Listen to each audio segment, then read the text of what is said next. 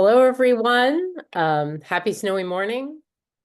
My name is Amherst Williams. I'm the Executive Director of the Connecticut League of Museums and also serve on the America 250 CT Commission. And in both of those roles, I'm really thrilled to welcome you all to today's funding spotlight about the special America 250 CT round of Museum Makeover. We have with us today representatives both from the program's sort of administrator, the Conservation Connection, which is a part of the Connecticut State Library, which is running the grant program, as well as the program's funders at ConneCTion Humanities. So I'll introduce everybody at the top. We have information both about the aims of the America 250 CT Commission, as well as the goals of the Museum Makeover project. And then we'll have plenty of time at the end for questions from all of you. So without further ado, and I'll also say that this program is being recorded and will go out in an email to all of you and will be up on our YouTube channel afterwards. So don't feel like you have to take copious notes in program if you don't want to. So I'm pleased to turn things over at the start to Jason Mancini and Scott Wands, the Executive Director and Deputy Director of Grants and Programs at ConneCTion Humanities. Take it away, Jason and Scott. Hi, everyone. It's great to see everybody and so many familiar faces on the call. We're excited to be supporting this program again, and certainly in our capacity as the administrators of the 250th Commission and myself as the Vice Chair of the Commission, are really excited to provide this opportunity for those of you who feel that this is an important moment, both in terms of our nation's history, but also our nation's future. We are working closely with our partners to advocate for increased funding across the cultural sector in Connecticut. We'll be very active in the coming months. And it is these kinds of programs that we think will have the most tangible kind of impact on our communities, and with hopes that you all communicate that to your elected leaders. This is the kind of thing that we know we can have meaningful impact on with respect to our economic, educational, and social impacts. You know, the 250th Commission and Rachel, who's on the call, and Cindy Tolosa, who's the project manager, are always available for your comments, questions, and thoughts about the work that we do. We're establishing local commissions. For all of you, wherever you go with this particular initiative, we hope you will connect with your local municipal commissions. And if you don't have a commission, your homework is to please reach out to your local elected leaders to get a commission started and connect them to us. I'll turn it to Scott for any comments he wants to add, and then we'll get going. Thanks, Jason. And not a lot more in addition to Jason. I do know he has to run at some point here, so I will be here for the duration and help answer questions, especially at the end. But most want to say how excited we are, and second Jason's excitement that we're able to bring this program back to a third time with funding through the Department of Economic and Community Development and the Arts Commission, really excited to be working with Conservation Connection and Kathy Kraugle-Varda to administer this program, which has been transforming organizations now for the last few years, and really looking forward to all the wonderful program ideas that you all have and seeing these come to fruition over the coming months. But with that, I'll pass it back over to Amherst for running the show here, and then to Rachel to tell you more about the 250 Commission. Great. Thanks, Scott and Jason. So I'm going to hand things over to Rachel Gonzalez, who many of you probably know. She's the administrative assistant for the America 250 CT Commission. It works at ConneCTion Humanities, and together with Cindy Tolosa are kind of the people doing all of the behind the scenes work for the state commission. So I know Rachel's going to share with us a little bit about the commission's themes and some projects that are already underway to give you some ideas and get the juices flowing. Rachel, take it away. Thank you, Amherst. So I'm assuming you can all see my screen. I'm Rachel Gonzalez. I work at ConneCTion Humanities, and specifically I'm working as support for the America 250 CT Commission.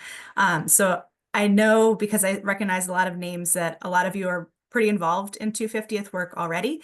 But just in case there's some folks that aren't, I'm going to give a brief background just to ensure everybody's on the same page. So July 4th, 2026 is the 250th anniversary of the signing of the Declaration of Independence. The commission was established by executive order in 2022, and they've been charged with guiding the commemoration of this milestone in Connecticut. So the commission's hoping that commemorative programming and events around the state will reflect on the ideals of the nation's founders, and not just in the revolutionary time, but how they've manifested through our country's history, and then consider the path forward for today and the next 250 years. So with that, the commission adopted 4 guiding themes and is encouraging organizations to make plans that align with those themes. It's definitely important to use this as an opportunity to look back on the nation's founders, the Revolutionary War era, but tying into the themes are also going to allow a broader swath of organizations and Connecticut's residents to participate, including those that don't necessarily have that natural connection to that period of history. So for us to consider a program to be connected to the 250th, we're looking to see if an organization is tying into one of these 4 themes, and ideally also tying into the concepts of the Declaration of Independence. So are you exploring the ways in which Americans throughout history have interpreted those ideals and worked towards implementing them? So it gets pretty broad.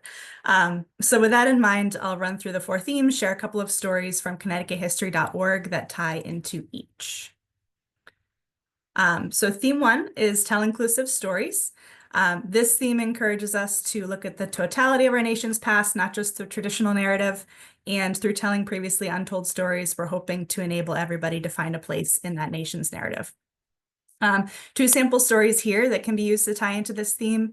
One of Nero Hawley, who was an enslaved person during the Revolutionary era. He served in the Continental Army and he was later emancipated, but his children remained enslaved for decades after the war.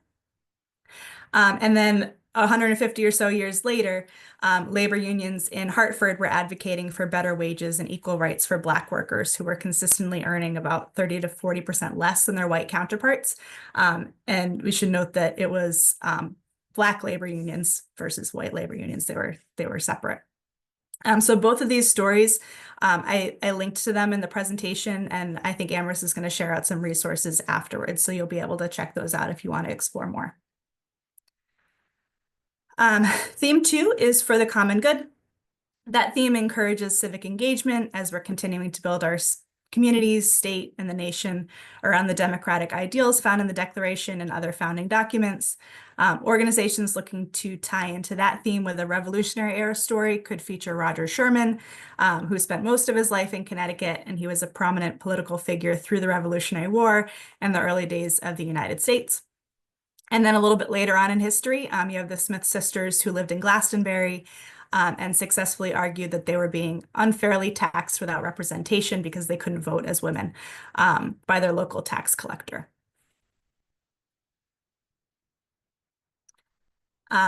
Theme 3 is power of place.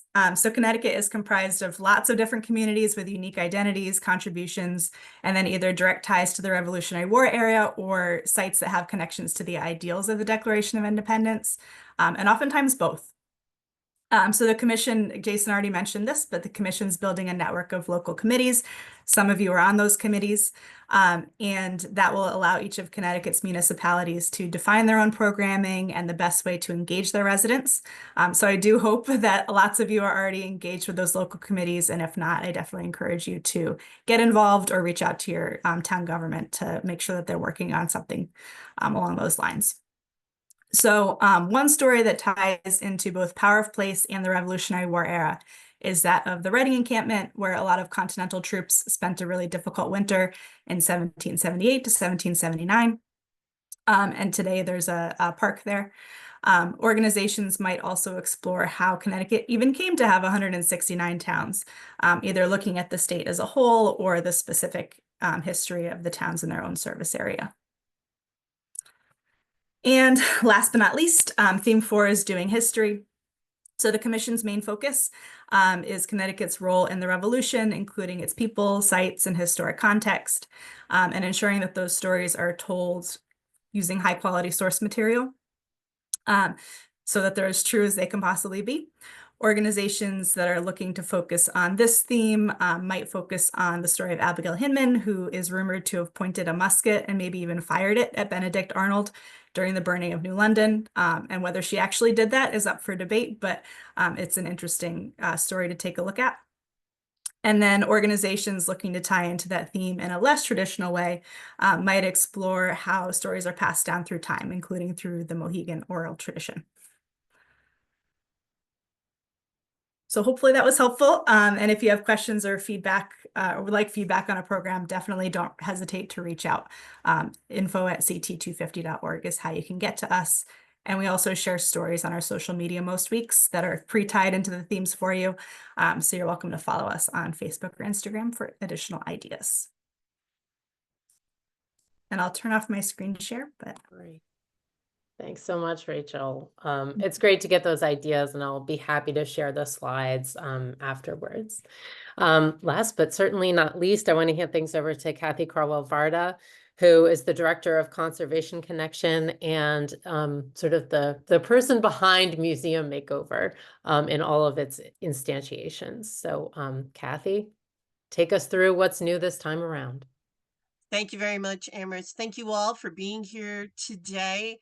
I'm sure many of you may be familiar with Museum Makeover, the work that we've been doing for a couple of years now, but I'm really excited to be able to do this America 250 theme Museum Makeover and work with all of you on your applications and how we're going to tell some very unique stories, but get all of these museums, historic societies, libraries, cultural organizations in the state ready for July 4th, 2026. And my screen has frozen. Give me a second. There we go. All right. So Museum Makeover has been around for a couple of years. We're delighted that we have this funding through the America 250 Connecticut Commission and ConneCTion Humanities. And so in order to work with the commission and help support the work that they're doing to help Connecticut prepare for the commemoration, we've taken Museum Makeover and we've made a few tweaks. So the purpose this time is really still along what we've always been doing, helping cultural organizations tell new and unique stories. But this time, we really want them focused around the American Revolution.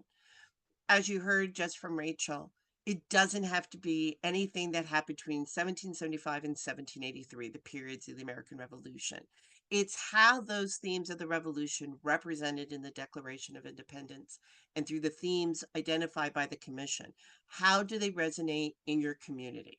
How can you tell a really unique and compelling story that's part of this commemoration? So we want to make sure that when we're doing this, the whole point is that we show how these themes of the revolution reverberate through our nation's history. The revolution, that is not a done and over historical event. We always refer back to, well, was this the intention of the revolution? Are we losing any part of the revolution?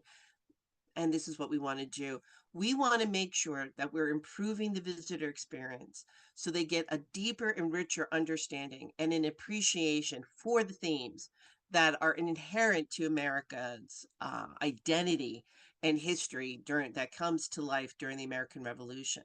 And we really want to increase how the people of our state and in our communities understand the people, the places, the issues, the stories that are facing our communities today, how they connect to the past, and how they lead us to the future.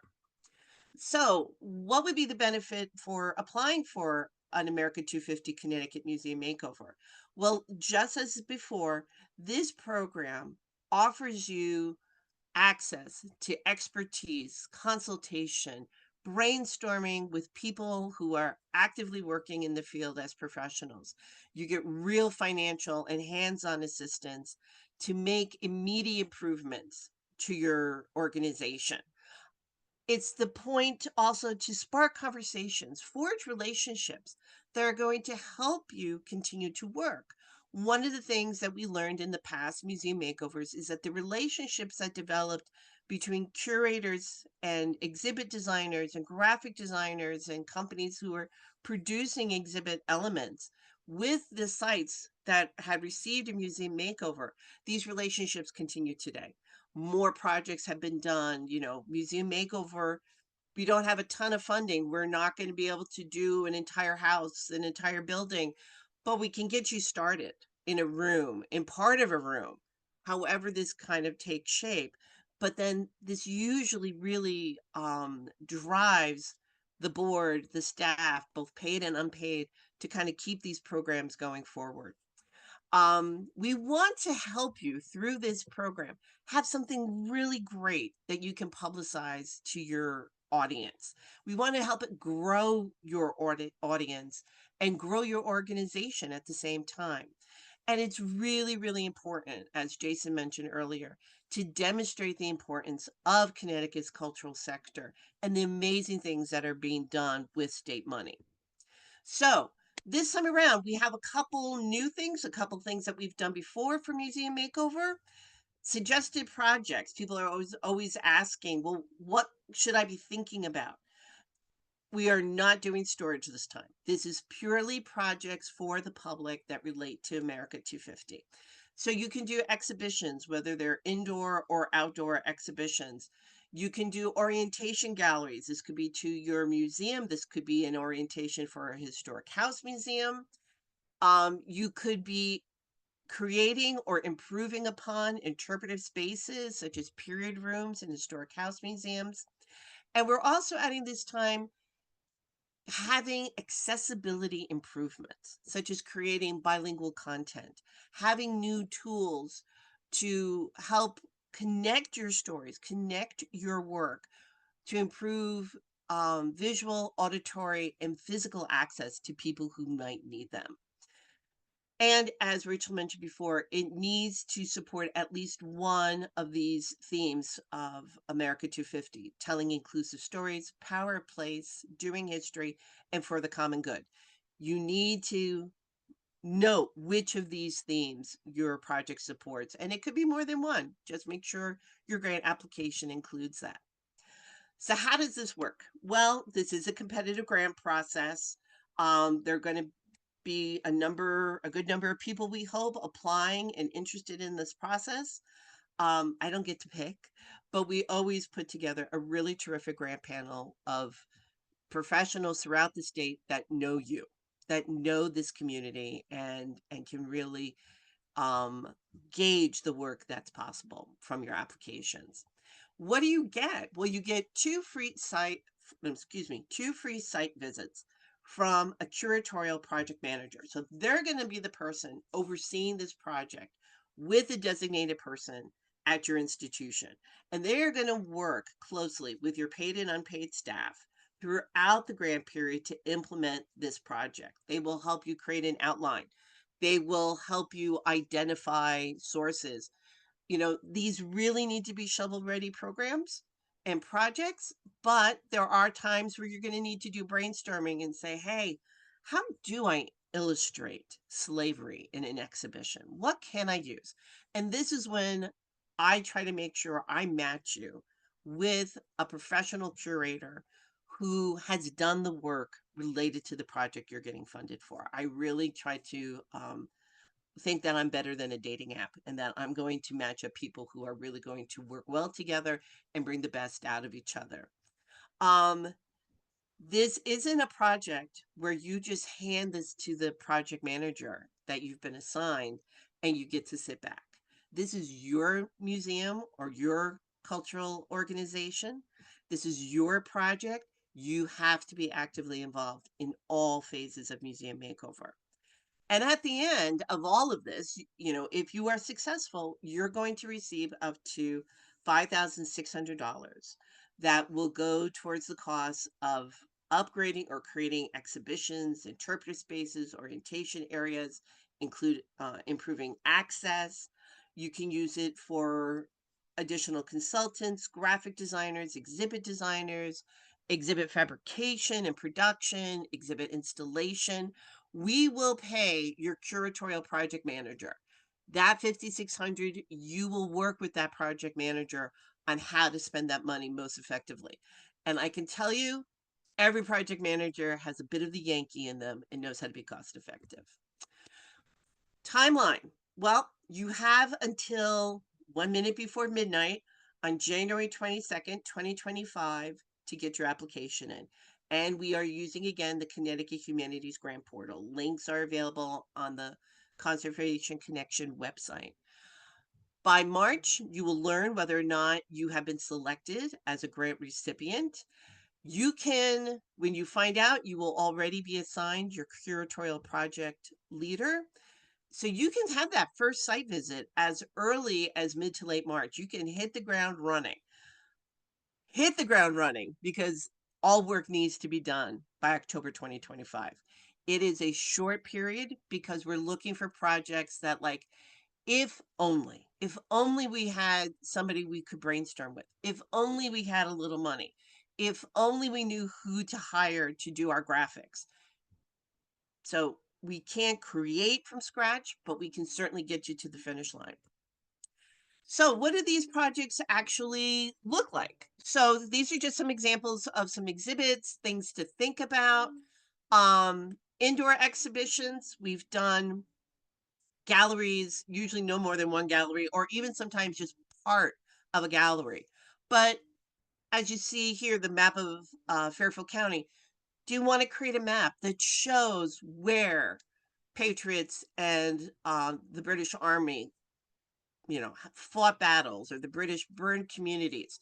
Do you want, as you see on the other side here, a family tree? And if you look closely, you can see there are images to show which members of the family were loyalists, which ones were patriots, which ones were enslavers. What is it that you want to see done that you need help getting that put together? Outdoor exhibitions. We're heading into that time of year where a lot of our smaller institutions close for winter. But that doesn't mean people who stop by shouldn't still have some type of an experience. And one way you can do that is by having external signage, that if you're not open, they have an opportunity to read these signs, learn a little bit about your institution. We've been adding a lot of QR codes so that people can go right to your website, know how to email you, find out your hours of when you're open. But at least people don't leave disappointed. They may not see the inside of your institution that day, but they're going to get a story, and they're going, if it's written well, have the desire to come back and see more. You could do something like an orientation gallery. This is one we did at the Stanley Whitman House in the first year of Museum Makeover. And this is a gallery that's right before people enter their historic house museum. So, where are you coming from? What are you curious about today? Do you want to know about the indigenous people? Do you want to know about the Connecticut colony or the Revolution or enslaved people? You can indicate on these magnetic boards what you're interested in, so that their docent knows where to take you when they start the exhibition, and how to tailor those guided tours to be really specific to that group. Interpretive spaces. We've done a lot of different things with interpretive spaces in Museum Makeover. On the left, you see the Glebe House, which has a real shortage of docents and volunteers. So they wanted to make a self-guided tour for the first floor. And you see these graphics that were installed on the walls and on easels, along with chains, to keep people from migrating into parts of the room where, that was off the beaten path, so that nothing gets damaged. But then you might also want to do something more along the lines of Dudley Farm in Guilford, where they have a granary that they set up. It had all the original parts, but it's been interpreted. It has illustrations, it has label copy, it has these great banners, so that when the doors of this barn are open, it pulls people in who are walking around the farm. This is a partially still working farm out in Guilford. It's, let's call it living history. And this has become a really great point of showing 21st century visitors, particularly families and children, how a farm functioned in the 20th century in Connecticut. And then it's about improving accessibility. Most of our historic house museums, for example, it's very challenging for anyone who has mobility issues to get to the second floor. So you might want to produce something through Snapfish or something similar, a photo album, a digital photo album to share people what is happening upstairs. Greenwich Historical Society did an exhibition and they had a Japanese translation available for the exhibit. Audio components of written text for people who have visual issues? Or does it need access? How does someone who can't see something upstairs, for example, if you don't have wheelchair access, how do you provide that? Are you going to use an iPad? Are you going to use another technique? We want to make sure that everyone in Connecticut, regardless of how they need to engage, has the ability to learn about these stories that you're going to be sharing. So how do you get to this point then? All right. Application. The application is available on the Conservation Connection website, the Museum Makeover page, as you see here. Call me, please, because I can tell you really honestly, when we don't have these conversations together where I can listen to what you want to apply for and I can say, well, that's great, but how about adding this? Or, maybe this is not the right outcome, but maybe this would be a good outcome. Let me brainstorm with you so that you have a really strong project to apply for. That project needs to have a tight focus. I live in Brookfield, Connecticut. There's not a single battle up here, but we're really close to Danbury that got burned by the British. So don't come to me as the Brookfield Historical Society and tell me just about the burning of Danbury. I want to know what the impact is in Brookfield. We want there to be a tight focus where there are people who fled to Brookfield and never returned to Danbury. That's what we're talking about. As we mentioned throughout this Zoom today, you do not have to be set during the period of the American Revolution. There are a lot of sites out there that are post-revolution historic houses, mills, museums, libraries, cultural organizations, ethnic and community organizations. How do the themes of the American Revolution, how do the ideals set out in the Declaration of Independence, how do they take shape at your organization? And how are you going to share that with your community? And what are the stories you're going to use to do that with? Explain why and how you will benefit from outside expertise on your project. It could be we don't want you to just say, because I need another person to do this with. What kind of person do you hope to work with? Do you want someone with a certain type of expertise? Or do you recognize that there's an area that you really feel uncomfortable working with? You might be a fabulous researcher, but do you know how to lay out an exhibition that's engaging? Be honest. We all have our strengths and weaknesses, but just tell us how that outside expertise will help you. To be fundable, you really need to have a project that can hit the ground running in March and April of next year. The exhibit has to be researched. You have to know the objects that you're going to be using, or the images, or the maps, or whatever it is. Object, I'm also referring to archives. Are there documents, manuscripts, things that you're going to be incorporating? If you apply to us and you say, well, we would like to do something about, the burning of Fairfield, but you don't have anything more specific, that's not a strong proposal. We need you to know what stories it is you're going to be telling us. And be specific about what you want for an outcome.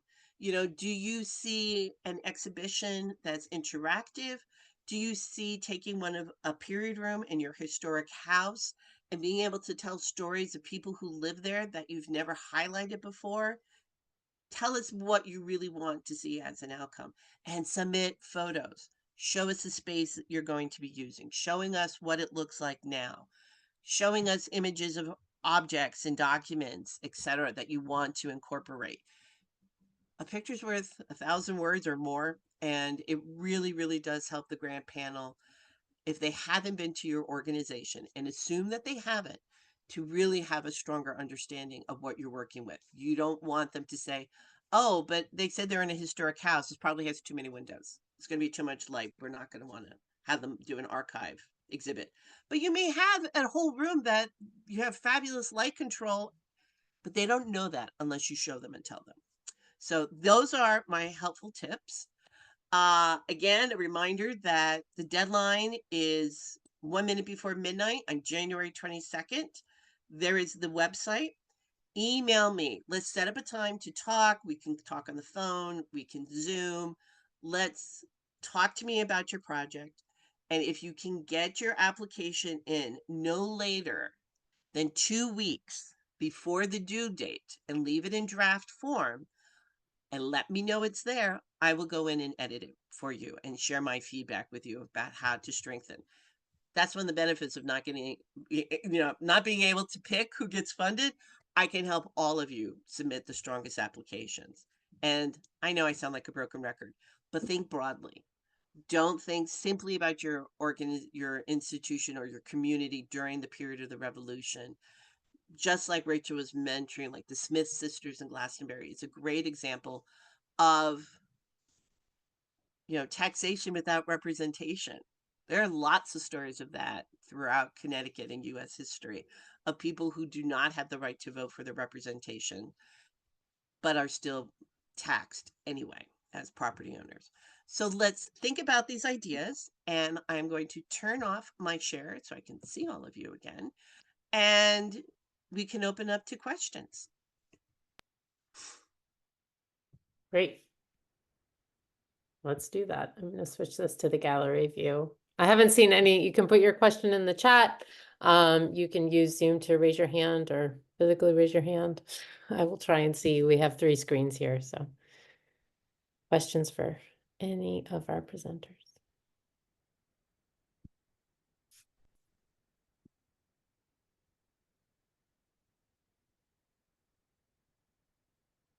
So Jay Bombara sent me a message about setting up a conversation.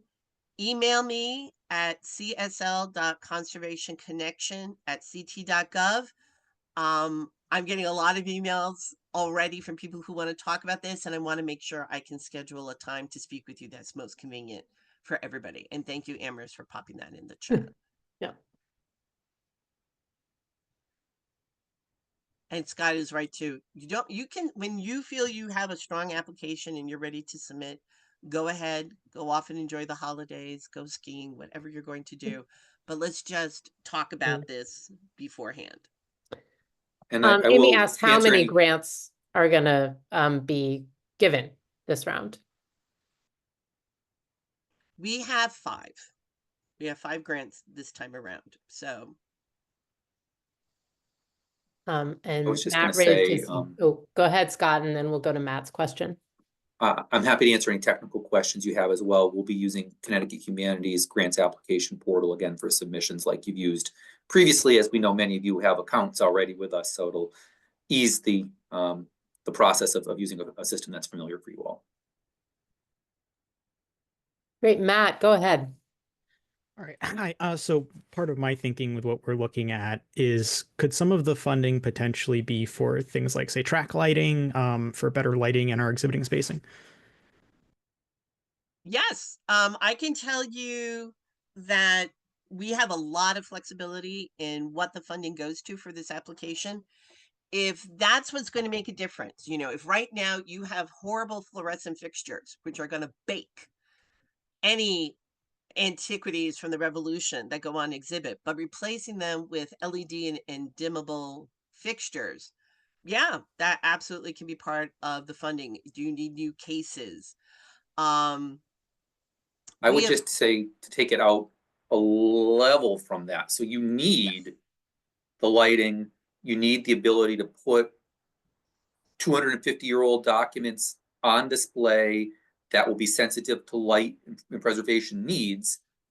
But that's not the be all end all. That is not your request. Your request is, we want to show our Revolutionary War objects. We have some really important things that we want to be able to highlight and talk about the story and how they came to our collection and what role they play in Franklin and the people played in Franklin.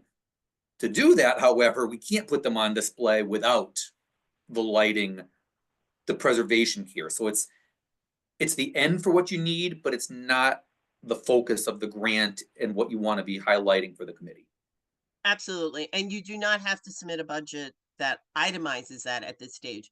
That's what your project manager will work with you in developing. Just to respond to Eric, there is no match required at all. So if you don't have a cent to put towards this, you get the full $5,600. I can tell you some institutions chose to put money into their museum makeovers because they wanted that one more graphic panel. They wanted that one more element. But that is completely up to you. And like I said, you have that project leader to work with you from the very beginning. So they'll always be part of those conversations. Yeah, no cash required, no match. You don't have to track hours to report at the end of it. But as Kathy said, this is not you turning the keys over and walking away from your consultants that'll be working with you. You will be spending time, your institution will be spending time working with them throughout the project. So you will be contributing to the project. We're just not going to ask you to track it and report on it. Yeah. And I think the part that people probably overlook how much time is involved is no matter what you're doing, there's a writing component.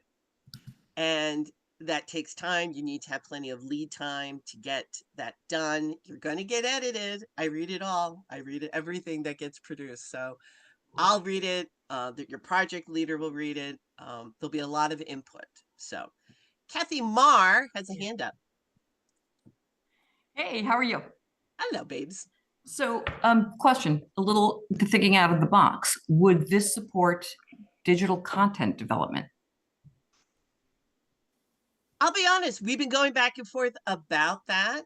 You know, would an online exhibition, you know, digital component, something on a website be a workable project? And we haven't said definitively no.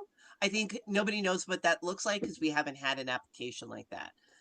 Well, we can talk offline, but just Yes. something that we're doing that we've been pretty successful at developing, and that would be a great platform to create a series on our YouTube channel. That's 250th. Absolutely. And I think that's where it comes down to is how strong the project is. Right. And I think Barnum can show that you have a really strong history and record of producing videos, of producing online content that gets a lot of attention. So I think all of that works well into the application then. But yeah, we'll talk about that. Okay, thanks.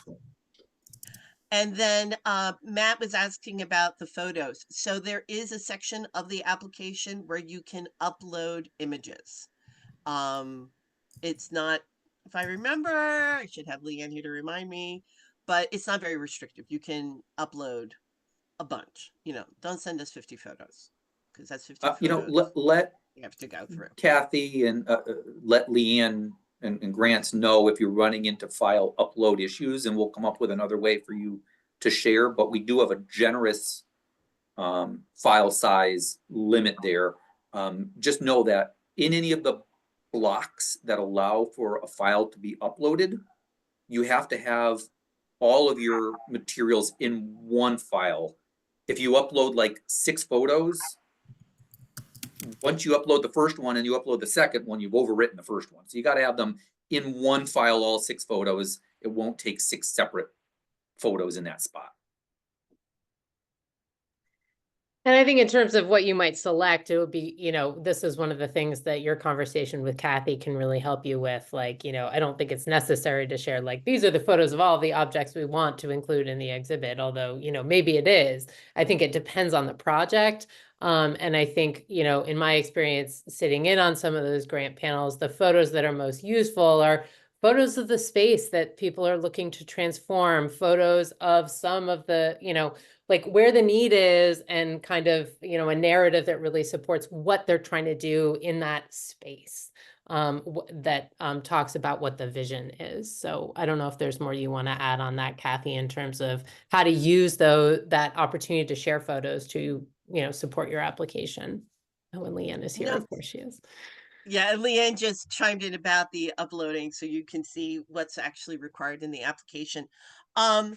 Those images really can do so much for your application. You know, for example, if you, I'm thinking of things I've seen around Connecticut. If you, well, I see Susan Porter here, and I know Hebron has Deborah Champion's saddle from the Revolution. If you're going to apply for an exhibit about Deborah Champion, we want to see a picture of the saddle. You know, we want to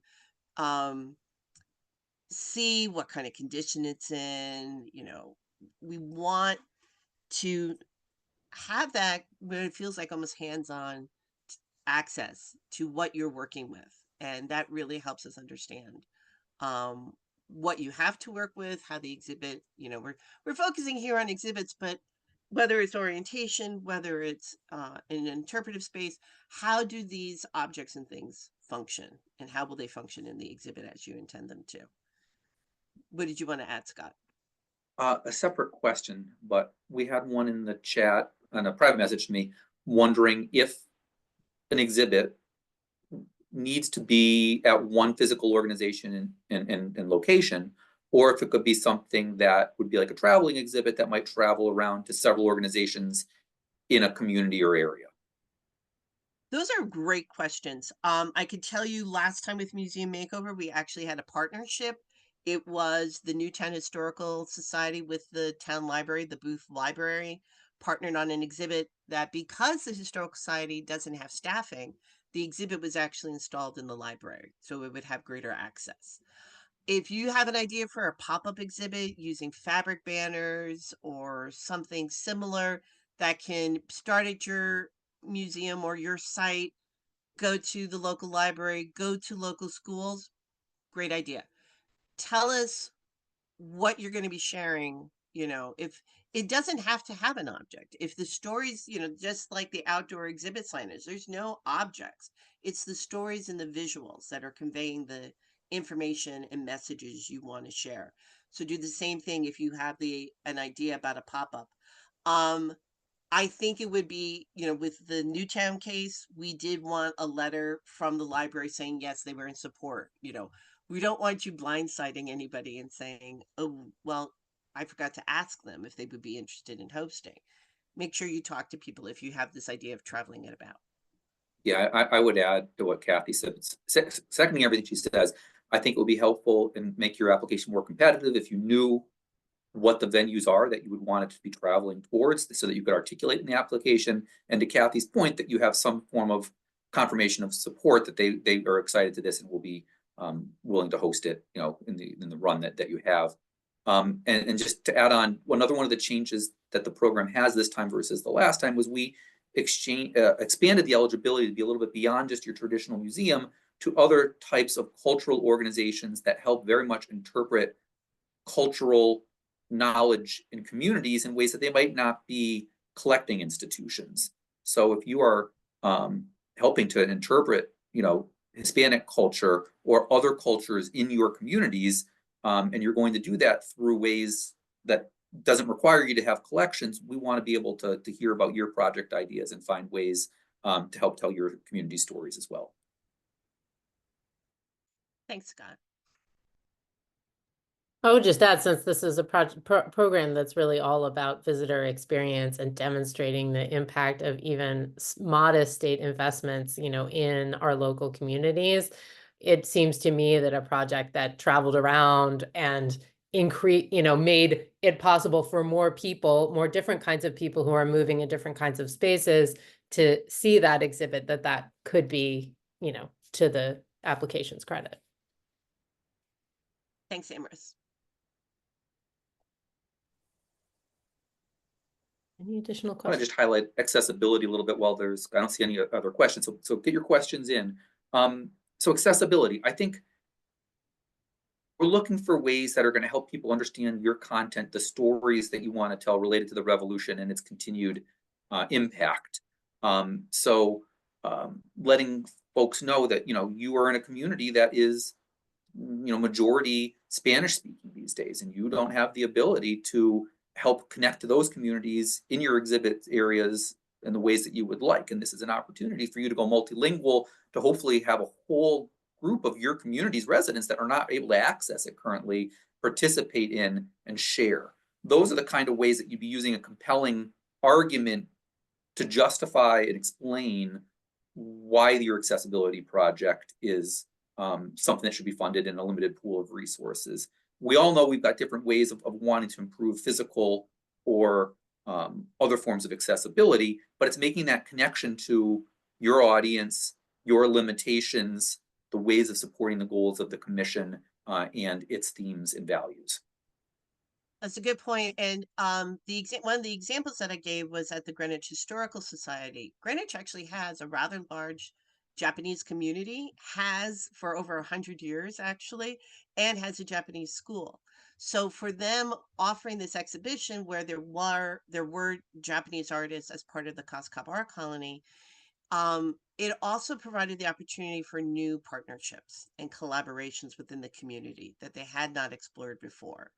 And so that's something to be thinking about, whether you're doing anything about access, you know, audio, visual, physical access, language, bilingual and more language-ish access, is how will that, you know, who are you working with and how is that going to make a difference? And who are you checking with to make sure that you're hitting the right, you know, if you're doing something that has to do with the Americans with Disabilities Act, make sure you've checked what are the standards that you should be working towards. Okay. So, what I don't want you guys to do is send us an application that, as a curatorial person, I would look at and say, that's a $20,000 project. We only have $5,600. But if you go to the Museum Makeover website, you can see images of projects where sometimes we changed 2 walls and we added text panels for the first time to an exhibit. And that and even a title, put a title on an exhibit you've had for years and some label copy. There's ways of bringing up an exhibition or an interpretive space without starting from zero. So think in those terms too. You know, I often, and I do this with my colleagues, you know, you see a space and like, oh, love to move a couple things around. If I moved a couple things around, we got some better lighting, got a new case for them and put up some labels, transformation. You know, so that's why it's called Museum Makeover. Think of your favorite HGTV show. This is what we're trying to do, you know, in a short amount of time. And I think on that point of cost, please Kathy, there's Mary has a question in the chat. If your project is kind of on the other end, if it's smaller and wouldn't necessarily require that $5,600, you know, would the funds be freed up for other small projects? Can you talk through about a scenario a little bit like that? I can tell you, in the 33 projects we've done, we had one that had to return money, and it wasn't because they couldn't spend it, it's because they couldn't get the project done in time. And we work really hard so that happens with no one. I can tell you, that $5,600 goes fast. So talk to me about what your project is, Mary. Let's see, you know, you may have a very small project, but, you know, in talking together, we might figure out a way of packaging it. So maybe if there's another component, you know, I can tell you that we've done even some like new walking tour. We did walking tour signage, but we even paid to have outdoor rack card holders, you know, weatherproof rack card so that people could get even additional information about the site when the site was closed. So if it's having outdoor signage plus having a walking tour map, we see that as one project. It all supports the same thing. So everybody's going to spend their money. Don't worry. We're good at that. We're very good at that.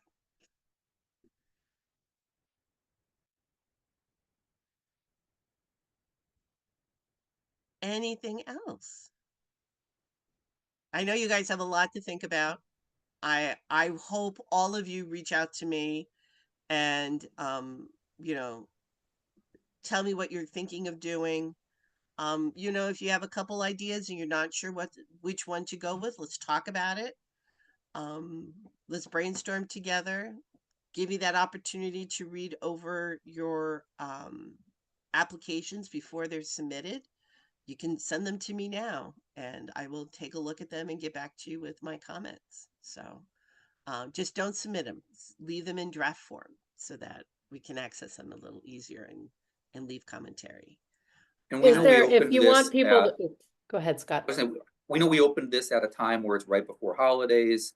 So we intentionally had the open period go through basically the middle of January so that you have some time to work on it now, not have to feel like you have to be writing on Christmas Eve to submit a grant, and still have opportune time to ask questions and work on it and submit it in the new year.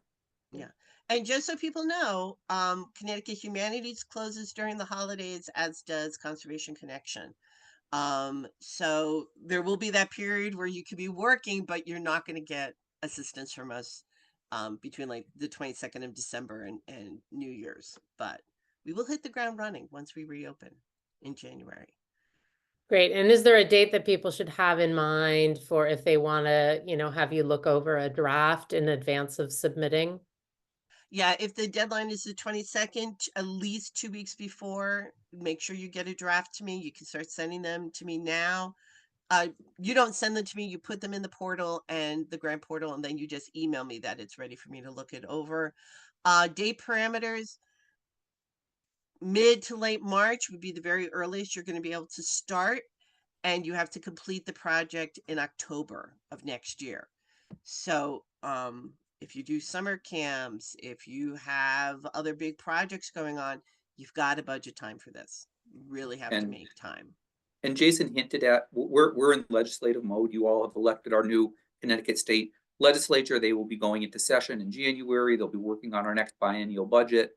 We will be reaching out to successful applicants to help them communicate to the legislature what their projects they're doing in the effort to utilize this program and your great work as hopefully encouragement for additional funding to come for future rounds of this program to be offered.